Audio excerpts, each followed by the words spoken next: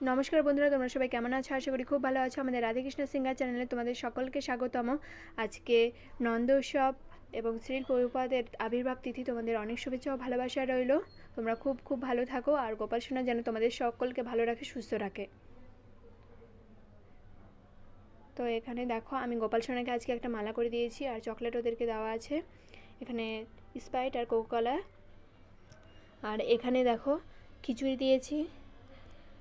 আজকের ভোগ খিচুড়ি, কাঁচা লঙ্কা, লবণ, এখানে করলা ভাজা, বরবটি ভাজা, ফুলকপি ভাজা, কাঁকরোল ভাজা, পটল ভাজা, আর এদিকে পাঁপড় ভাজা, আর চাটনি, আর জল।